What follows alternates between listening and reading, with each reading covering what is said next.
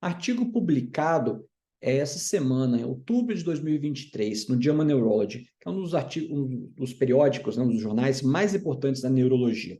Ele avaliou o sentimento de solidão versus o risco do paciente desenvolver doença de Parkinson. Olha que interessantíssimo. A gente sabe que existem vários fatores modificáveis que elevam ou diminuem o risco de uma pessoa vir a desenvolver a doença de Parkinson.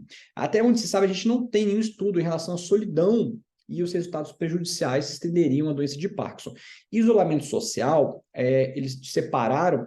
A gente sabe que o isolamento social está associado a doenças demenciais, como a doença de Alzheimer, né? A gente não tem muitos estudos em relação à doença de Parkinson, mas eles avaliaram a sensação, de acordo com a própria avaliação do paciente, diante desse sentimento de solidão. E olha que interessante, eles avaliaram mais de 490 mil pacientes e estenderam essa avaliação durante 15 anos.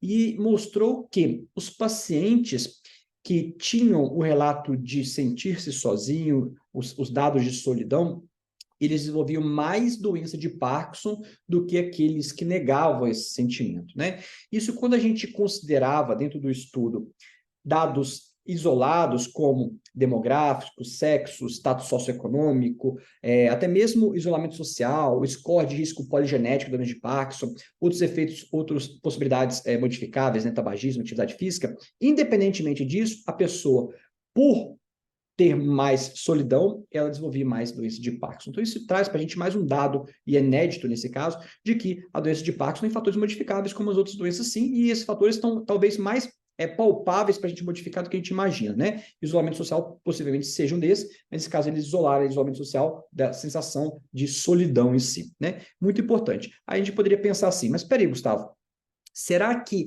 os pacientes sentirem sozinhos já não era um estágio prodrômico, que é aquele estágio que antecipa o início das manifestações motoras da doença de Parkinson? Na verdade, não. Eles viram que a incidência de doença de Parkinson nos primeiros 5 anos de avaliação, ela não era diferente entre os pacientes. Então, que estavam sozinhos, que se sentiam sozinhos, daqueles que negavam esse sentimento. Olha que interessante.